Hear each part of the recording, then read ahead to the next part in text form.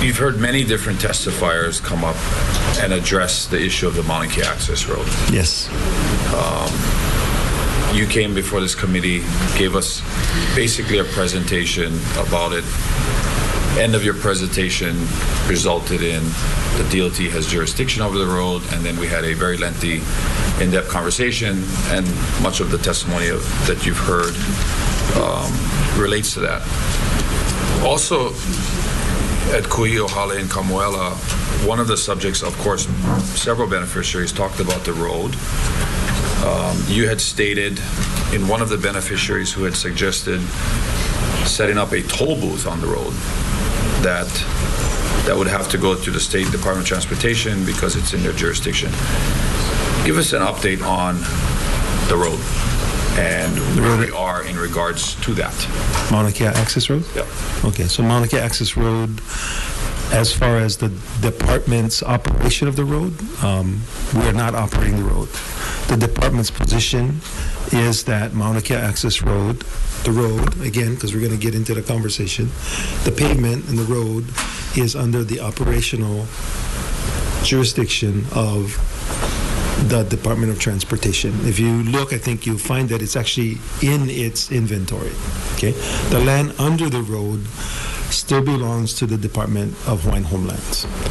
The final adjudication and compensation for that illegal, right, building of the road prior to, I guess, the commission having jurisdiction of the road, because the road was built while Parker Ranch was still the lessee of the land. So that compensation is awaiting our hiring of an independent counsel, and then the independent counsel will review the appraisal process, come up with what is a fair appraisal according to an independent third party, as we discussed, because already, as you can see from some of the testimony, my judgment is clouded in terms of this road and what it's worth, and the final implementation of Act 14. So once that's done, then we will go back to the other state agencies that actually have responsibility for the compensation and try to achieve some sort of compensation. Do you think the DHHL should give up their rights to the land that the road sits on? We're not giving up our Any rights. type of compensation or land exchange, rather than keep it in its inventory and use the revenue that it could generate to help Mauna Kea or Aina Mauna lands. Your premise is based on the fact that Act 14 doesn't exist. Act 14 says that the road does not belong to us and was taken without permission. The land under the road is still there. It hasn't left our inventory. So the department / and commission taking back the asphalt, the operational control of the road, is something that I don't believe Act 14 would allow. Illegal structure over Hawaiian Homes land, basically. The road. Yes. Yes.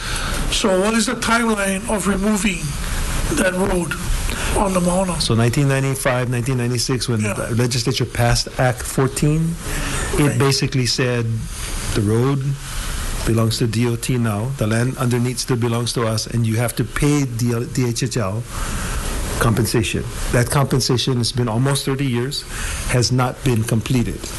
So the legislature, this body, decided in 1996 that it was no longer an illegal structure, that the Department of Transportation has it, and that state, don't forget, you have to complete this compensation with the Department of Hawaiian Homelands for the value of the use of the road during this time that it was not authorized. Okay, so then where does the Department of Interior come in?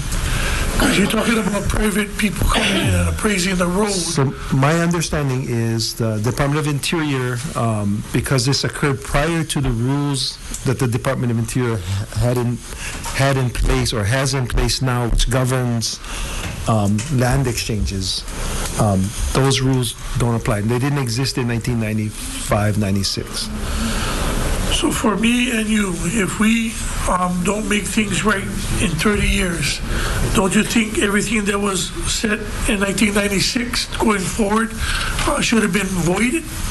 I think if you follow contract law, and I'm not an attorney, but this is hanging around attorneys talking about, this is what I hear. If it's contract law, then that assessment would probably correct. But this is a legislative settlement, so it's not contract law. And there's a portion of Act 14 that may take 100 years to resolve, and that is the 200 acres of land at Bellows, right? So the settlement said, Department, you will get approximately 200 acres when the U.S. Air Force decides to give it up. And there was a time about 20 years ago where the Air Force was actually talking about giving it up. Since then, the U.S. Air Force has decided that, no, they're not planning to. So that's in the law. It exists. So tomorrow, let's say tomorrow, the U.S. Air Force decides, hey, we don't need the land anymore, then we would assert our claim to bring it back into the inventory. Thank you. So I believe that the Act contemplated, although albeit not as long, to deal with compensation for the road. But we've taken steps since I've been chair, interim chair, in May, we've taken the steps to get the independent counsel and start this process. Further questions? Yeah, so this is exactly what Act 14 says.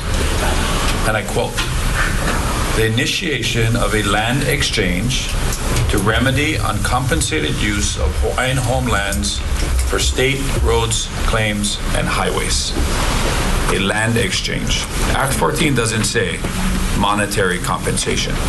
It says a land exchange. That's what Act 14 says. Okay. Well, then, we're going to I'm fine with that interpretation. I would like to push that interpretation to include perhaps monetary. If it's decided at the time that the calculation for the value is exactly that, then the department will pursue land from most likely the Department of Land and Natural Resources, because it's the holder of state lands. Would you utilize highest and best use in the calculation of the appraisal of we are searching similar public land? Yeah. So there was a task force that occurred prior to Act 14. We are seeking those records right now because there was actually discussion about the appraisal process. We've been unable to locate those records right now. We know that they exist either in the DBED. We searched our records. We thought we had a copy, but we couldn't find. So we're moving on to DBED to try to find what was being discussed in terms of criteria by which to do the appraisal.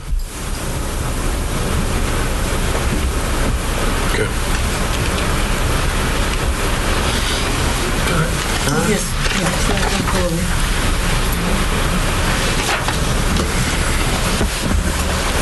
Because you and the DOT don't know how much a highway costs. No, it's not just the highway. It's A highway, that's the use. only access point to a It's the critical habitat. The language, I think, is pretty clear. It says the unauthorized use of the highway. It says uncompensated. Uncompensated. Use, does it say use? Uncompensated use of Hawaiian homelands for state roads, claims, and highways. Yeah, so it contemplates a land swap, but it uses, but the terminology, the uncompensated language contemplates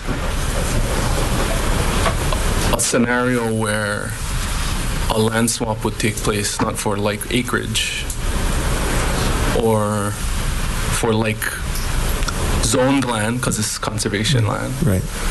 Of course, classified land. we would argue, it would be our fiduciary duty to argue that the value of that land is at the highest and best use. Yes.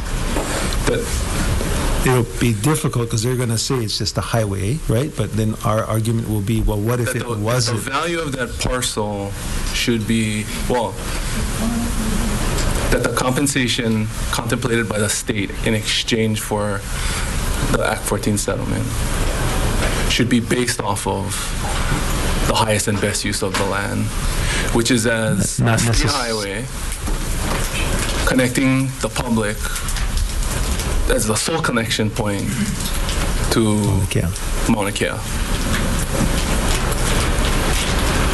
And so, I don't want to preclude, because that's the reason. because I'm trying to make sure I understand this whole conversation, because it sounds to me like,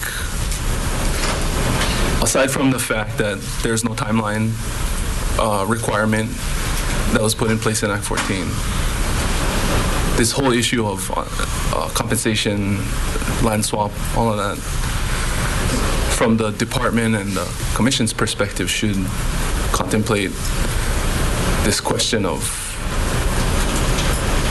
how much a highway costs versus how much land, what the value of the acreage is. I think the fiduciary duty is to get our independent counsel to take a look at all. To figure that out. Well, not just what the value of the land, what the value of the road may be, but any other use that the department would have been able to use at that time, right? Because there may be a higher evaluation for other uses. The Act instructs the initiation of a land exchange. I mean, Correct. is it in your opinion as the chair, if confirmed, that beneficiary consultation, even though it may not have been part of the CFR when this act took place, should happen today? Because it is such a highly visible and deeply polarizing issue in this state?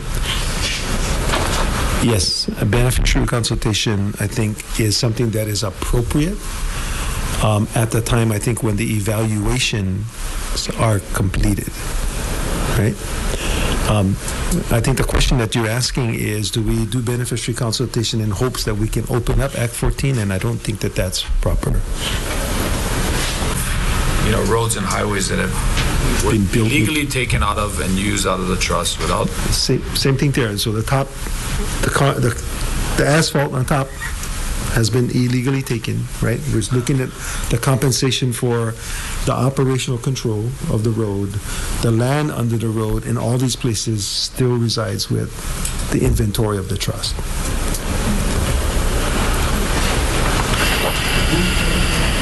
You know, there are No, I see. thousands and thousands of cars that go up to Mauna Kea every single year. You know, a fundamental problem I've always had is DHHL has never really had a seat at the table on Mauna Kea. We don't have a seat on the Mauna Kea Management Board. We don't fight for a seat on the Mauna Kea Management Board. We don't fight for the use of our lands. It goes back to, we cannot serve two masters. Like, who do you serve? Do you serve the beneficiaries of the trust, or do you serve the governor that appointed you and has placed you here before this committee? So I would answer the question this way. What is often interpreted as me serving the governor's interests is actually many times me making a fiduciary duty to protect the trust over the long run. So, for example, yes, the road potentially could bring in revenue. All the other roads are not going to bring in revenue. They're going to be a liability for lawsuits. They're going to be a liability for maintenance. There's going to be a liability for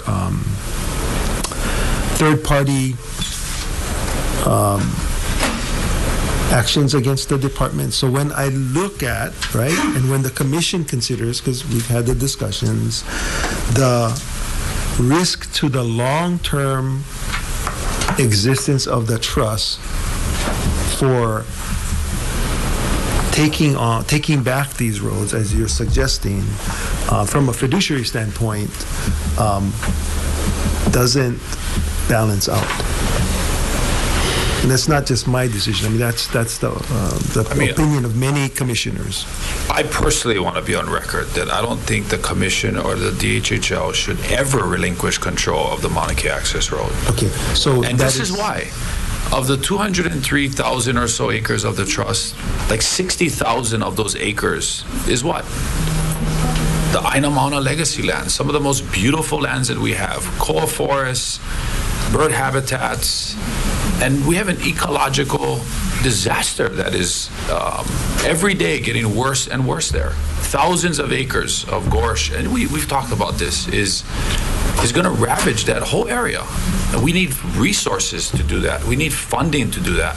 And that road can provide the funding to help us save the Aina Mauna lands, that we are doing nothing besides random helicopter spraying that we do when we can. It's a mess, right?